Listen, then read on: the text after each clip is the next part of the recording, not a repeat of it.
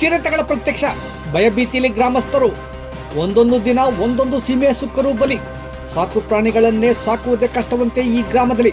ನಮಸ್ಕಾರ ಪ್ರಿಯ ವೀಕ್ಷಕರೇ, ಸಂಗ್ರಾಮ ಟಿವಿಗೆ ಸ್ವಾಗತ. ನಾನು ನಿಮ್ಮ ರಮೇಶ್ ಹಕ್ಕು.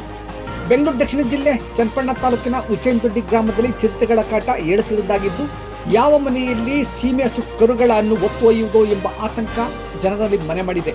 ಈಗಾಗಲೇ 2 ರಿಂದ 3 ಸೀಮೆ ಕರುಗಳನ್ನು ಬಲಿ ತೆಗೆದುಕೊಂಡಿರುವ ಚಿರತೆ ಗ್ರಾಮದಲ್ಲಿಯೇ ಅಲ್ಲಲ್ಲಿ ಪ್ರತ್ಯಕ್ಷವಾಗಿ ಗ್ರಾಮಸ್ಥರಿಗೆ ದಿಗಿಲು ಹುಟ್ಟಿಸಿದೆ. ಗ್ರಾಮದ ಪುಟ್ಲಿಂಗೇಗೌಡ ಶಿವಣ್ಣ ಎಂಬುವರ ವರ್ಷದ ಸೀಮೆ ಕರುಗಳನ್ನು ಬಲಿ ಪಡೆದು ತಿಂದು ಹಾಕಿದೆ. ಎಳೆಯ ಸೀಮೆ ಕರುಗಳನ್ನೇ ಹೊಂಚು ಹಾಕಿ ಬಲಿ ತೆಗೆದುಕೊಳ್ಳುವ ಚಿರತೆಗಳು ಮುಂದೊಂದು ದಿನ ಮನುಷ್ಯನ ಮೇಲೆ ಬೀಳುವುದರಲ್ಲಿ ಸಂಶಯವಿಲ್ಲ ಎಂದು ಗ್ರಾಮಸ್ಥರು ಆತಂಕ ವ್ಯಕ್ತಪಡಿಸಿದ್ದಾರೆ. ಪ್ರಕರಣದ ಬಗ್ಗೆ ಮಾಹಿತಿ ಪಡೆದಿದ್ದಂತೆ ಸ್ಥಳಕ್ಕೆ ಬಂದ ವಲಯ ಅರಣ್ಯಾಧಿಕಾರಿ ಮಲ್ಲೇಶ್ ರವರು ಚಿರತೆಗಳನ್ನು ಹಿಡಿಯಲು ಕ್ರಮ ಕೈಗೊಂಡಿದ್ದಾರೆ ಎಂದು ಹೇಳಲಾಗಿದೆ.